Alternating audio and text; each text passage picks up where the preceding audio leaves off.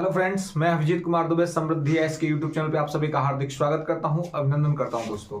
तो जैसा कि आप सभी देख रहे हैं कि बीपीएससी कितना तीव्र गति से अपना सारा कार्य कर रहा है और जिस तरह से उसने कहा है कि 25 तक हम रिजल्ट दे देंगे, संभवतः है कि 25 से पहले भी दे दे, क्योंकि फाइनल आंसर की आ गया है, रिवाइज आंसर की उसने जारी कर दिया है। और रिवाइज आंसर की जारी कर देने का मतलब ये हुआ कि पूरी तरीके से बीपीएससी इस तैयारी में है कि उसको रिजल्ट दे देना है। हालांकि बीपीएससी को थोड़ा पेशेंस रखना चाहिए था। 30 तारीख को 31 तारीख को वर्डिक्ट है पटना हाई कोर्ट का, तब तक चीजों को देख लेती तो शायद ठीक रहता। हालांकि जिस तरीके से शुरू से बीपीएससी कर रही है, अपने उसी दिशा में चलते हुए उसने रिवाइज आंसर की रिलीज कर दिया है, जिसमें आप देख रहे हैं कि रिवाइज आंसर के लिए में 4 क्वेश्चंस जो है वो बदले गए हैं और उनकी स्थितियां बदली हैं, जिससे कि कट ऑफ पे इम्पैक्ट पड़ेगा 13 तारीख वालों के लिए भी और 4 तारीख वालों के लिए भी।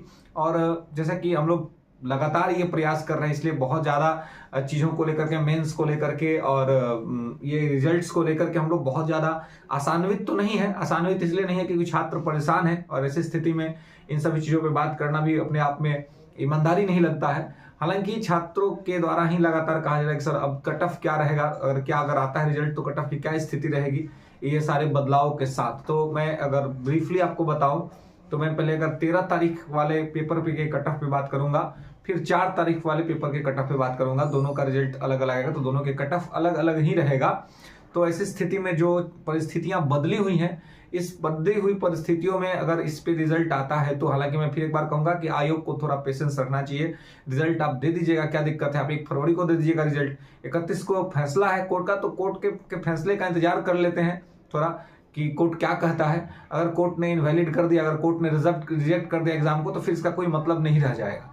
तो थोड़ा सा धैर्य रखते हुए इसको काम करना चाहिए। हालांकि अब देखिए, जब रिवाइज आंसर इतना जल्दी आ गया है तो संभव है कि आपको 2 से 3 दिन के अंदर में रिजल्ट भी आ जाएगा, जिस तरह से बीपीएससी की तैयारी दिख रही है। चलिए, तो 13 तारीख वालों के लिए अब क्या स्थिति है, और इस बार जो मैं अभी आपको कट ऑफ बताऊंगा वो एक फाइनल कट ऑफ होगा 13 तारीख के छात्रों के लिए।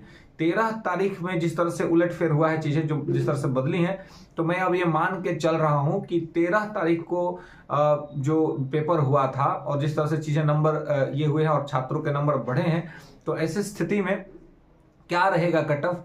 तो मैं मानता हूं कि अब यूआर जो है, यूआर अनरिजर्व्ड कैटेगरी में जो यूआर है वो 95 नंबर यूआर कैटेगरी मेल में यदि कोई कर लिया है और अभी फाइनल के बाद अगर उसको 95 नंबर आ रहा है, तो मैं ये मान के चलता हूं कि वो उसको एकदम कंफर्म मेंस के लिए तैयारी करनी चाहिए। उसका रिजल्ट तो हो ही जाएगा, इसमें कहीं कोई दो राय नहीं है। अगर 95 से 2 नंबर कम हो सकता है, 95 से ऊपर नहीं जाएगा कट ऑफ, ये आप ध्यान रखिएगा। बीपीएससी 13 तारीख का जो एग्जाम हुआ था वो 95 से ऊपर कट ऑफ नहीं जाएगा यूआर का, उससे कम हो सकता है, उससे ज्यादा नहीं जाएगा। और कम होगा 1 से 2 नंबर कम हो सकता है, इससे ज्यादा कम भी होने की संभावना नहीं है। और अगर यूआर फीमेल की बात करें, यूआर फीमेल में 88 नंबर यदि है तो आप मान के चलिए कि आप भी सेफ पोजीशन में है, आपको भी कहीं कोई दिक्कत और समस्या नहीं होगा। फीमेल की बात कर रहा हूं, यूआर में 88 नंबर है 13 तारीख वाले एग्जाम में। अगर आप ईडब्ल्यूएस कैटेगरी से हैं और ईडब्ल्यूएस कैटेगरी में 90 नंबर मेल में आ रहा है आपको इस फाइनल रिवाइज आंसर की के बाद, तो आप सेफ पोजीशन में, कोई दिक्कत नहीं है। और ईडब्ल्यूएस फीमेल है अगर आप और रिवाइज आंसर की में आपका 85 नंबर आ रहा है, इससे 1 नंबर कम भी है तो कोई ज्यादा समस्या की बात नहीं है, तो आपको मेंस की तैयारी करनी चाहिए। आपका पीटी का रिजल्ट हो रहा है। अगर आप ओबीसी कैटेगरी में हैं और ओबीसी कैटेगरी मेल हैं, ओबीसी कैटेगरी मेल में यदि आपका 91 नंबर आ रहा है तो आप सेफ पोजीशन में हैं, कहीं कोई दिक्कत और समस्या आपको नहीं होगी। और ओबीसी फीमेल हैं अगर आप, और आप ओबीसी फीमेल में अगर आपको 84 नंबर आ रहा है तो भी आप सेफ पोजीशन में है, कहीं कोई दिक्कत आपको नहीं होगा। अगर आप ईबीसी मेल की बात करेंगे तो ईबीसी मेल में अगर 89 नंबर है आपको तो आप सेफ पोजीशन में हैं। और यदि ईबीसी फीमेल है 81 नंबर है आपको तो आप सेफ पोजीशन में, कहीं कोई दिक्कत नहीं है। अगर आप एससी मेल हैं तो एससी मेल में अगर आप 82 नंबर कर रहे हैं तो आप सेफ सिचुएशन में हैं। अगर आप एसटी मेल हैं तो एसटी फीमेल है, सॉरी एससी मेल को 82 नंबर और एससी फीमेल अगर आप हैं और एससी फीमेल में अगर आप 74 नंबर कर रहे हैं तो आप सेफ सिचुएशन में हैं। एसटी मेल अगर आप 78 नंबर कर रहे हैं, आप सेफ सिचुएशन में हैं। एसटी फीमेल है और अगर आप 72 नंबर कर रहे हैं तो आप सेफ सिचुएशन में हैं।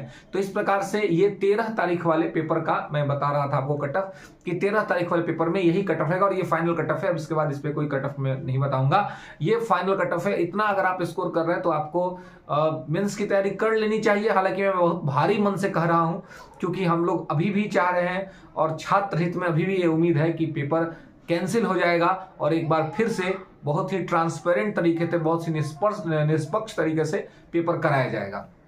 4 तारीख वाले के पेपर की अगर हम बात करें तो 4 तारीख वाले पेपर का स्टैंडर्ड आप लोगों ने देखा ही था किस प्रकार से रहा था और जिस प्रकार से अभी फाइनल आंसर की में चीजें हुई हैं। तो अगर मैं मान के चल रहा हूं कि अगर 4 तारीख के पेपर के को कट ऑफ के बेसिस पे देखा जाए तो यदि 102 नंबर कोई मेल है जो यूआर मेल में 102 नंबर कर लिया है तो वो सेफ सिचुएशन में है, और यूआर फीमेल है अगर वो 94 नंबर कर लिया है 4 तारीख वाले पेपर में यूआर फीमेल में, तो वो भी सेफ सिचुएशन में है, रहेगा सेफ सिचुएशन में।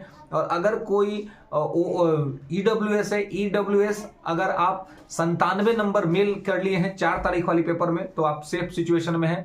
अगर आप फीमेल हैं और आपने फीमेल ईडब्ल्यूएस है, अगर आपका 89 नंबर है तो आप सेफ सिचुएशन में हैं।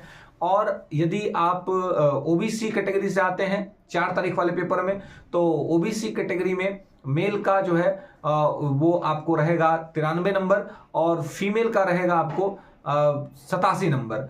और जो ईबीसी की अगर हम बात करें तो ईबीसी 4 तारीख वाले पेपर में 90 नंबर मेल के लिए और ईबीसी फीमेल के लिए 84 नंबर ये रहेगा 4 तारीख वाले पेपर।